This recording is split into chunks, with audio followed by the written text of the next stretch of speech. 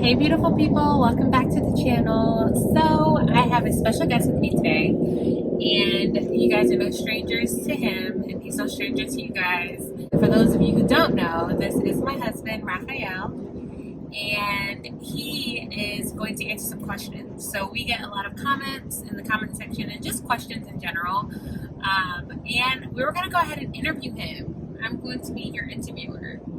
And we're going to interview him. We have a ride ahead of us. We have a few minutes, pretty much to spare. And it's kind of hard to get us to sit down and do a video with the kids and the other things that we have going on. So we're going to just take advantage of this time and bring you some good questions or good answers to some questions. All right, baby, ready? Well, let me say, hey, everybody. Hey, how y'all doing?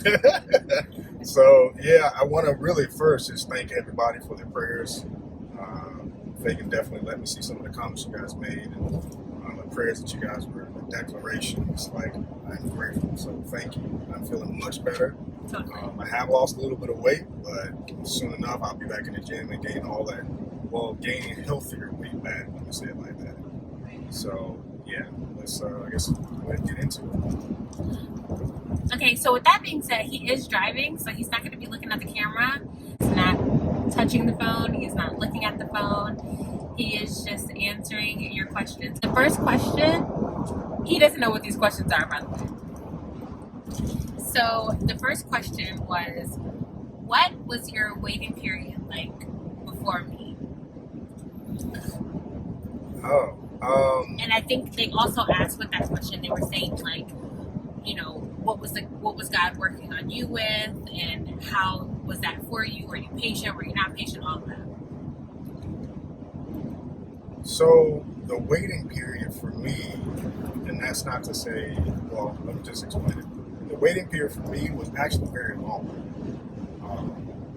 or at least it felt it was that long. So I'd always wanted, a family. I always thought of it, even as a young child. And I know it's probably strange for a young child to think of that, but that's one thing that I really, really wanted was to have a family. And so, just growing up, that was just my heart's desire. Built relationships, made friends.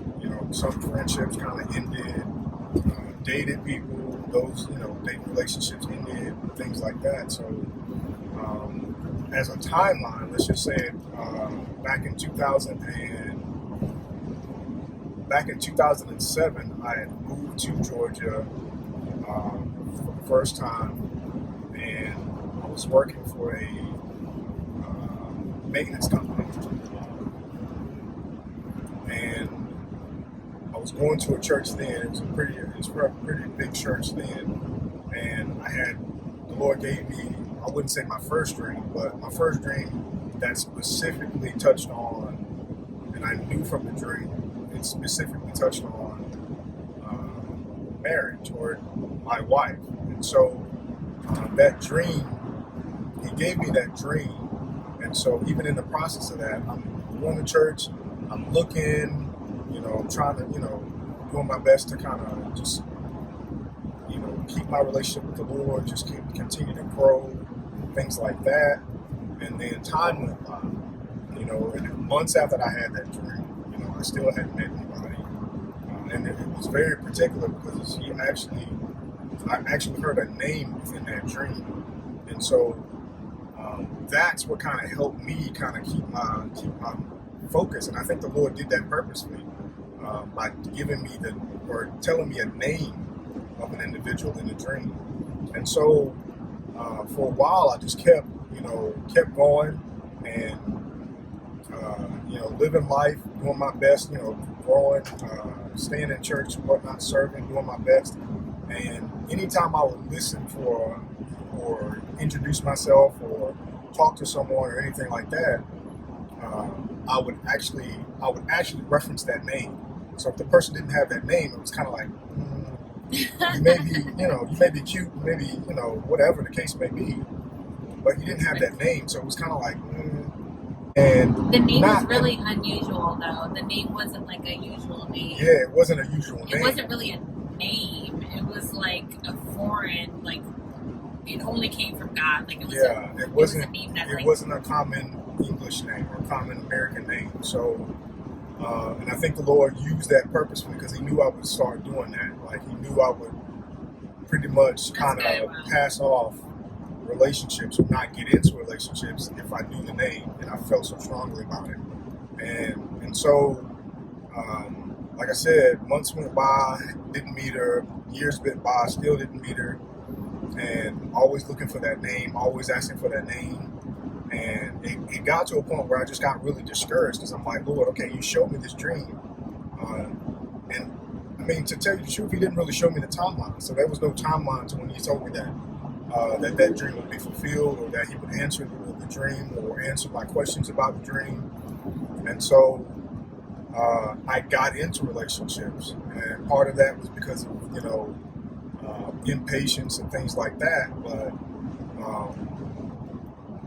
those relationships ended, broke off some things. And I ended up at Lionheart Church, our current church. And so even in the midst of coming to Lionheart Church, I had broken off a relationship. So it was just a matter of we both love God, but we were not, and especially me, was not, giving that relationship to God. And it was a relationship, unfortunately for me, as a relationship I shouldn't have gotten into. And in the midst of that, I'm still thinking about that dream.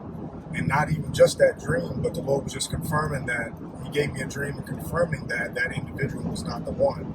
People would come to me in church and people that really didn't know my life like that. And they would just tell me things that the Lord wanted me to hear.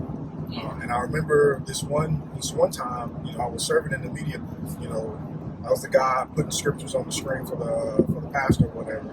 One of the ministers at the church, and she just said, "Hey, I just feel like the Lord was wanting me to tell you that to keep going, to keep going, keep pushing forward, keep growing, keep asking Him questions, keep seeking Him about what's on your heart." Basically, she said there's a set time that He's going to answer you, a set time He's going to bring those answers to you, but you have to keep pushing, you have to keep going. So, I mean, word after word He would just continue to come back and just encourage me about things. And so I get a word in 2017. One of the ladies, another minister at the church, came and told me, hey, she said, I felt like the Lord wanted me to share with you that, she said, that this time, she said, I want to say she either said this time next year, she see, that she was saying she sees marriage in my future. And she was very specific. She kept sharing with me after we got married what she had said to him. He didn't even tell me. She told me in the hallway. She told me, but she was very specific. She just said, "Hey, this time next year, you're going to be married." That's a bold statement. Yeah. Especially even if you hear from the Lord, you'll be kind of hesitant to say it. But she said she knew that she had to tell him. So the next question, and I want to also kind of add on to that. When he was in his waiting period, I've known him since 2013. He had, for those of you who don't know the story, he approached me back in 2013 and asked me out on a date, and I told him that I was dating someone and I wasn't able to date him at the time. And we still saw each other at church. We knew each other, and we didn't really spend a whole lot of personal time together, but we just knew each other. And throughout that whole season from 2013 to when we started dating in 2017, he was so faithful. He was serving everywhere. He was there first thing. As soon as I got there in the morning, he had been there for an hour or two already. When we left church, he was the last one to leave. He was closing up. He was just there for our pastor and whoever else needed him. And so I just want to add that on there too. He's not going to say that, but he was very faithful during that time and very committed to the things of the Lord. And so to kind of finish out that answer is the waiting period is not the same for everybody. So don't think that the moment God makes a promise to you or the moment God reveals something to you that it's going to take years. It may or may not. That really depends on the Lord's timing and what He's purposed. But to be honest with you, there's a time when there is a set time, and if you push past that set time, then you start getting anxious, especially if He's already told you and has already confirmed it several times. Okay. Next question. How did you know Fagan was your wife? That entire waiting period, which was a sum of, 2007 all the way to 2017, he would give me dreams, and not all, back to back or anything like that. Sometimes it would be a dream I had a dream in 2007, that first dream in 2007. I don't think I had another dream until like 2013 when I joined Lionheart Church. About your wife? About my wife. After I joined Lionheart Church, my current church, he started giving me more specific dreams, and they started happening more often. And even more so when I broke off the relationship with the previous person that I was dating. That sparked more dreams. And so not only did he break off that relationship, but he confirmed that relationship wasn't from him, and that was not a relationship that I was to be in. He showed me that my current wife, Fagan, was on the way. So, and that was a double whammy because that was in the same dream. So to kind of go over the dream in short, I was at an airport and someone ran past me, and I felt that I knew this individual. Like, I didn't see this individual's face, but I felt very strongly about this individual.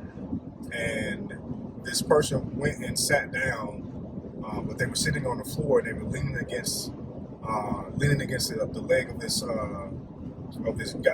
guy. And the crazy thing was,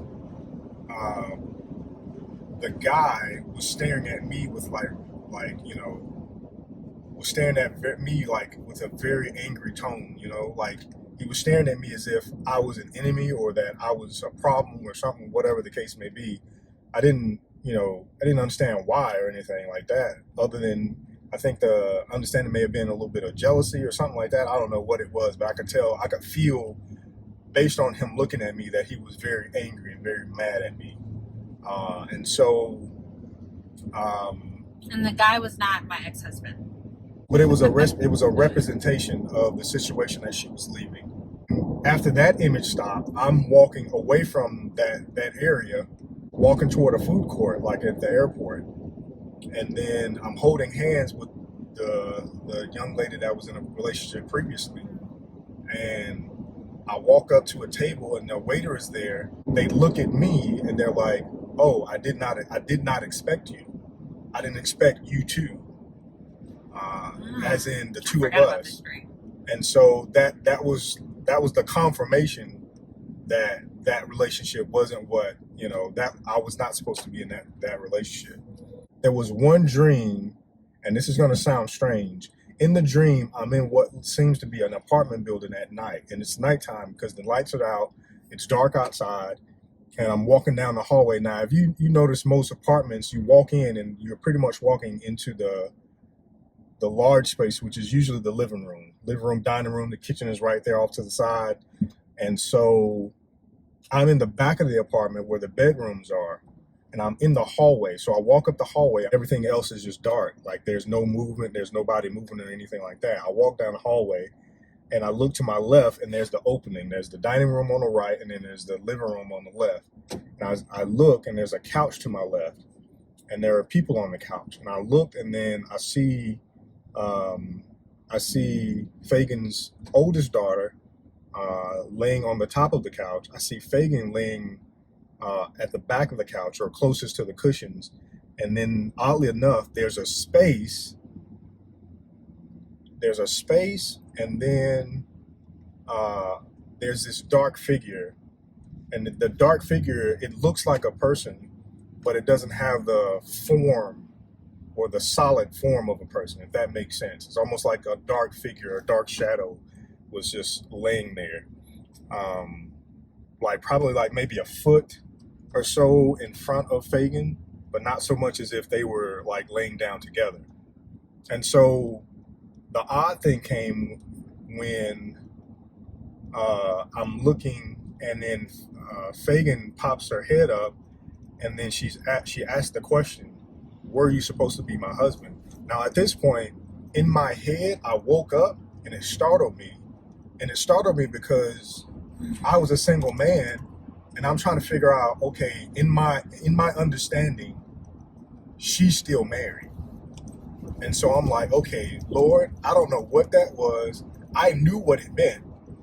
I don't know what that was or why you gave me that dream. And I literally asked the Lord, I said, Lord, don't ever give me a dream like that. This woman is married. After that dream, he was so shook that he actually went to our pastor and was like, hey, I just had this dream. I don't know what it means. I'm not even thinking about this female like that. Like, she's married. That was years ago. I asked her out. And my pastor was just like, you need to just kind of, what did he say? Like, just pray about it or something? Yeah. Pray about it and see what God is really trying to say. And, you know, he wasn't sure. And my pastor also knew that I was married, but he also knew that I was in a very dysfunctional marriage because we were seeking him for counseling at the time. So what dream was that? It was another profound dream that I had. Was it the one where I jumped off the building? Yeah. So, and I'm going to cut off the first part of the dream, because the first part of the dream was just speaking of something that the Lord had called me, or something that the Lord is calling me to do in the future, ministry type things. And then we're on a skyscraper. The entire top of the skyscraper is made of glass, and it's like a single. It's not a huge skyscraper. Well, the top of it is more like a one room at the top, and it's fully glass, has a roof and everything. The last part of the dream is I'm out on a glass balcony. It doesn't have any railings or anything, so I'm on a glass balcony, and I'm looking off to my left, and I see Fagin on a diving board, like on the side of a skyscraper. So I'm like, if that wasn't odd enough, she has on like the kind of like the simple white slip or nightgown. It's just got like two, I don't know if it was spaghetti straps or two straps on the shoulders. Straps. Yeah. So, and it's just a simple little gown or whatever. She dives off the side of this skyscraper. And so I look over the edge, and I'm looking down, and I notice she dives into a pool. She gets out of the pool, and it was just a weird thing to see, is that her dress started emanating bright colors. It's almost like flashing bright colors, like every color, like almost not from a rainbow perhaps. Yeah, actually it was. So every color that you would see in a rainbow, that's the colors that were flashing from her dress. And these lights were just emanating from her dress and just moving and shifting. And so I didn't know what that meant until I was taking one of my, my sisters in Christ. We were just coming from worship team practice, and I was telling her the dream. When I told her about the emanating colors, the different colors that were coming from her dress, her exact word was promise. And so if you think about the promise God made when he destroyed the planet with water back in Noah's day, that was his promise when he put what he called his bow or his rainbow in the sky. And that rainbow was of varying colors. And that's what triggered, okay, I can't doubt this. That was one of the dreams. That was the second dream that really triggered me knowing without a shadow of a doubt that what the Lord was saying, that this was to be my wife. He had the dream about me jumping into the water before he had the dream about me asking him, was he my husband? So when he had the dream of me jumping into the water, it was back in like 2014, maybe 2013. I wasn't dating anyone at the time, and he actually called me and told me about the dream. He doesn't really remember this. He still doesn't remember this. Yes. So he called me, and it was kind of random because we had not really talked, but he just said, "Hey, I had a dream about you." And he told me the dream, and I was like, okay, that's interesting. And when he told me about it, it just felt like, it felt profound. I didn't know the meaning of it, but it just resonated really well in my heart. And I've always held on to that dream. And so I just kind of was like, oh, okay, well, thanks for sharing it with me. Like, I don't know what it meant. And we went on with life. And then I ended up getting married, and then he had multiple other dreams about me after that. So the Lord just kept telling me, or he kept showing me different things.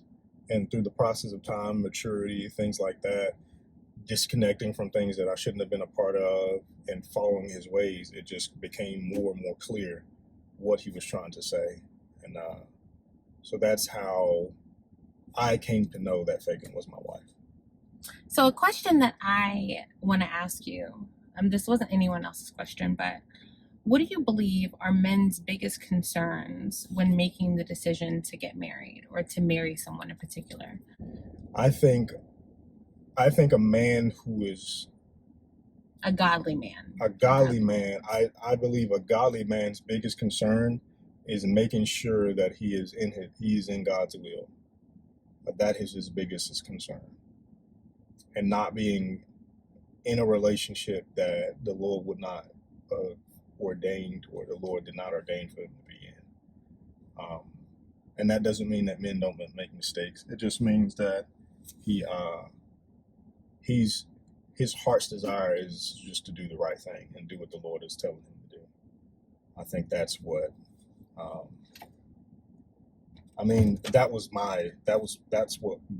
what was my big concern, is just making sure I was doing it the way he wanted me to do it, and making sure I was with the right person. Yeah. Why did we get married so quickly? To give you some more information on that, we started dating in October of 2017. We made it official right before or after It was right after Thanksgiving, because you did not invite me to your mom's house for Thanksgiving. I held on to that. I gotta forgive you. Okay, I forgive you. I felt like I needed to forgive you for that. I felt really like, oh, he's gonna invite me to the house. Y'all, let me tell you something about dudes. Okay, you don't just bring any kind of woman to mom's house. Okay? Excuse me. You don't bring any kind of woman to mom's house. Just letting you know that. You have to be sure. If you crazy, mama gonna see it. I'd rather make sure that if you crazy, I can prepare my mom for your crazy. You just call me crazy? Huh? I felt like you just called me crazy. Low key, you just called me crazy, but it's okay. So, yeah. So he didn't invite me to the house. That was fine. But I want to say right after that is when we made it official. Right. That's what it was. Right after that. So Thanksgiving in 2017. He proposed in March of 2018, and we got married in June of 2018. It was quite quick. Yeah, it was quite quick. And it really wasn't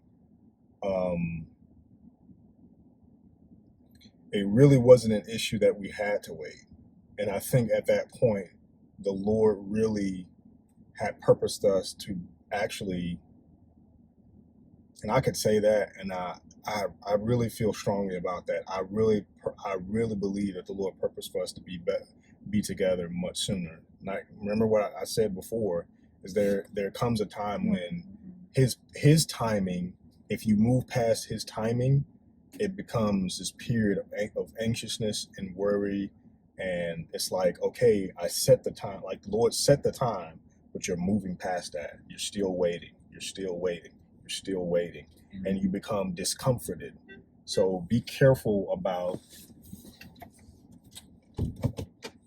Sorry, guys. Yeah, be careful about. There's nothing wrong with waiting and praying about whoever this is, because yeah, that's the most prudent thing to do. It's the best thing you can do. It's the wisest thing to do, really. But don't ever push past certainty of his word and the certainty of his direction for you when you know it's the thing to do. You know it's the right thing. And if anything, ask him for the timing.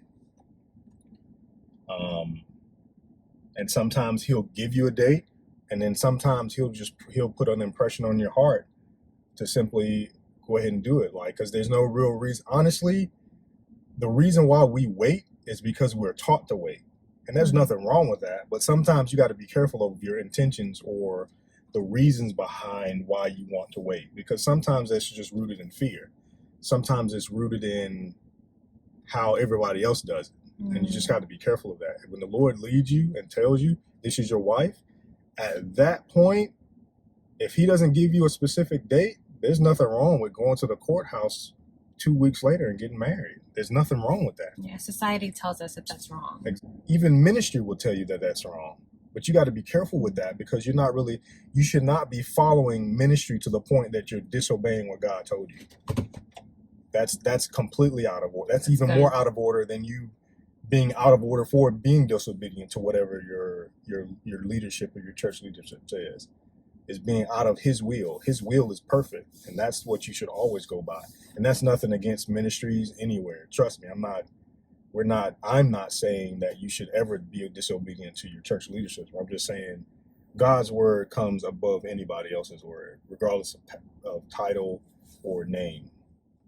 Yeah. This is a good one. Did you have any reservations about marrying me?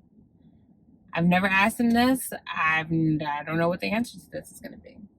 And we're real on this channel, so outside of seeing God's confirmation, I did. Okay. But the confirmations, it's like you'll have, and this is the honest to God truth. You may have reservations up to the point that you get married. It's just as you go down that path, his peace will simply take away your ability to object from what he wants for you, if that makes sense. Like the further down that path you get, the more peace you get, the more peaceful you get, the less the nervousness is there. And then before you know it, I mean, there's always gonna be a level of anxiousness or worry or nervousness or reservation, especially when you make a decision that big. But the further along you get, he constantly just gives you peace about it. Doesn't mean that worry or anything like that is not there. It's just that his peace will overrule all those things. It will overrule all the thoughts. It will overrule what you feel if you allow it. And that's what happened for me, is that the further along that path we went. And I proposed to her when we went and did family pictures. Oddly enough, think about that. We were dating and we were having family pictures. So at that point, we already knew, like the Lord had already confirmed it. And it wasn't an issue. And so that's crazy. I just thought about we were doing family pictures. And so that was the thing. So hi. Hey guys, so needless to say, we never got a chance to close out the video. We were actually on our way to go pick up Aubrey from her biological father's house. And so it was her dad's weekend that weekend. So we were actually on our way to pick her up. So when we got there, we had just enough time to finish the last question, but she came out and we meant to go ahead and come back on and close out the video, but we didn't. And we just got kind of caught up with Aubrey, understandably. So yeah, I wanted to go ahead and come on and just close this out, tell you guys thank you, and I appreciate your support. Thank you for your subscriptions. Thank you guys for your comments and your love and just all your positivity. We really appreciate it. Keep in mind that you guys can put questions down in the comment section that you have for us, whether it's for me or Ralph or both. You can go ahead and put those down in the comment section. We will definitely go ahead and read those, and we'll do another Q&A soon because we do have other questions that we need to answer. Also, if you like videos that Ralph and I do together, go ahead and put a thumbs up this video. We really want to hear your feedback. Ralph really enjoys doing videos like this. I enjoy doing videos with him. I love when he's a part of any aspect of my life, honestly. So yeah, go ahead and thumbs up this video if you'd like to see more videos with him in it. Also, subscribe. Go ahead and join the subscribe club and hit the notification bell so you can be notified every time we upload a new video. And let me know if you guys have any other questions for us, and we love you. We will see you soon. Bye.